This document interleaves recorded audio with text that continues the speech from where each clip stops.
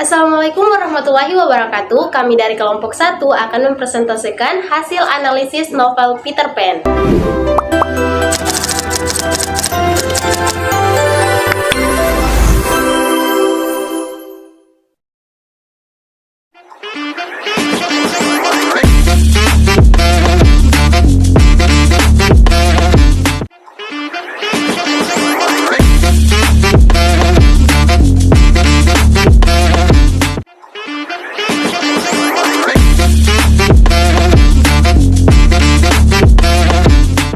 Selamat pagi teman-teman. Hari ini kami bertiga akan mengajak kalian masuk ke dunia Neverland.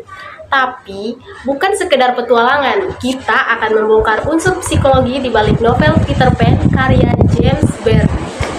Teman-teman, novel Peter Pan menceritakan keluarga Darling di London yang memiliki 3 anak, Wendy, John, dan Michael. Mereka memiliki pengasuh anjing bernama Nana.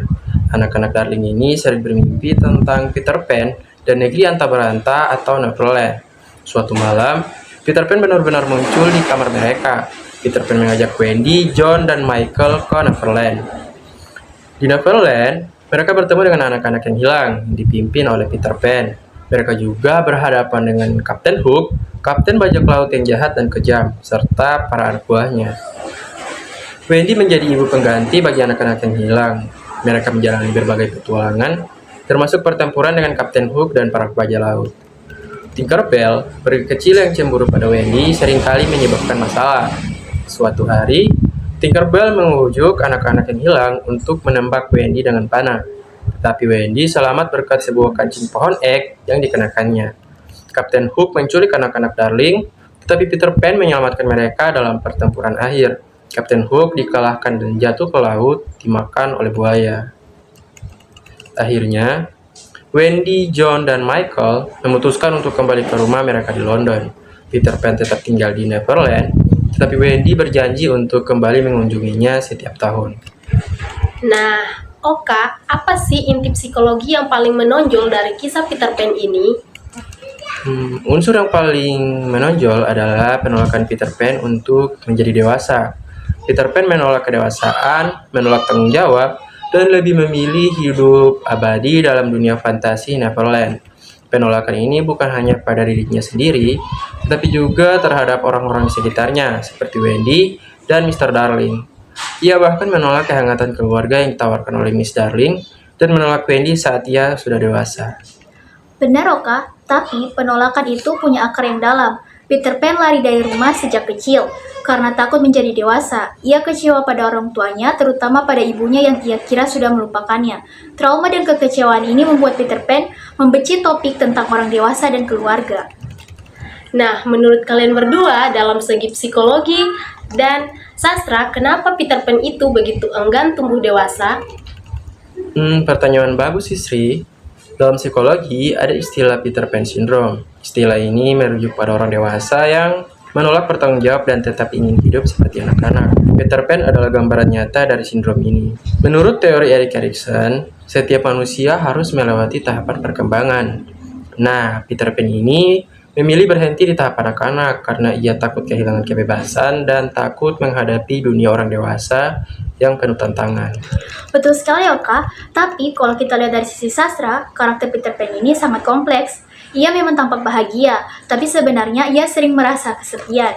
Peter Pan kehilangan sosok ibu dan itu membuatnya trauma.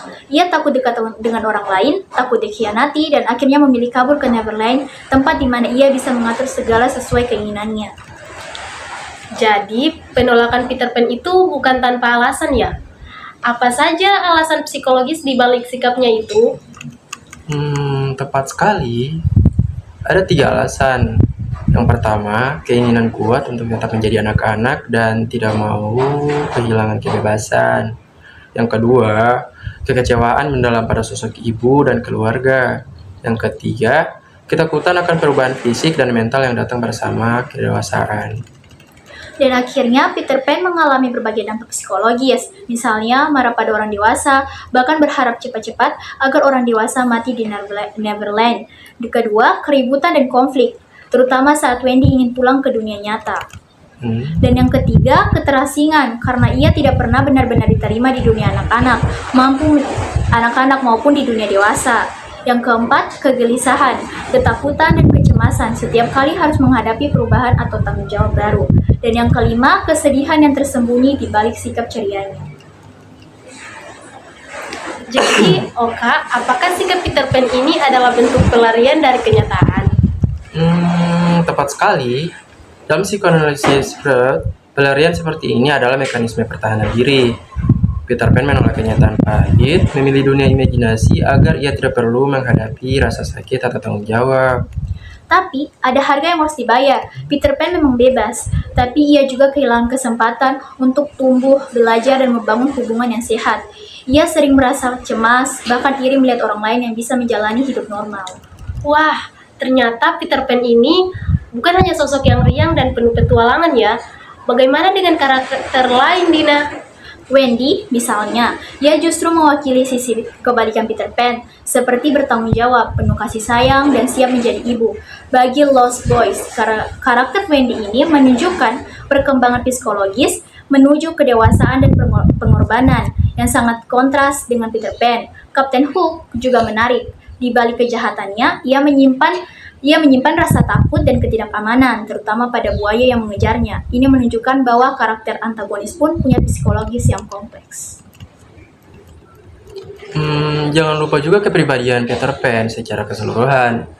Dia sangat ekstrovert, penuh imajinasi, emosional, dan spontan. Itu merupakan ciri-ciri kepribadian dari Itu merupakan emosional dan spontan. Itu merupakan ciri-ciri kepribadian ENFP. ENFP adalah salah satu dari 16 tipe kepribadian dalam tes MBTI. Myers-Briggs Type Indicator, tapi sifat impulsif dan enggan menghadapi realitas juga membuatnya sulit beradaptasi dengan kehidupan nyata. Nah, teman-teman, ternyata kisah Peter Pan ini bukan sekedar dongeng anak-anak ya. Banyak pelajaran psikologi yang bisa kita ambil. Nah, menurut kalian, relevan tidak sih fenomena Peter Pan ini di zaman sekarang? Sangat relevan.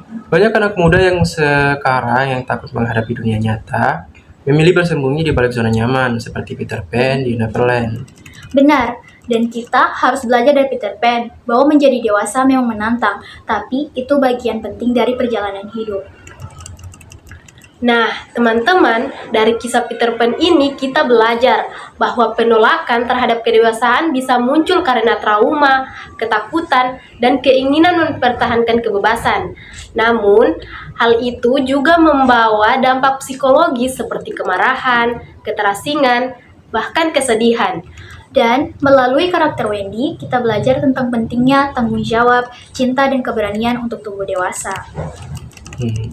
Semoga analisis ini membuat kita semua lebih peka terhadap sisi psikologis di balik cerita-cerita fantasi seperti Peter Pan. Jadi, mari kita berani tumbuh dan menghadapi dunia tanpa harus kehilangan sisi anak-anak dalam diri kita. Terima kasih atas perhatian teman-teman. Terima kasih sudah mendengarkan. Kami dari kelompok 1 pamit undur diri dan sampai jumpa.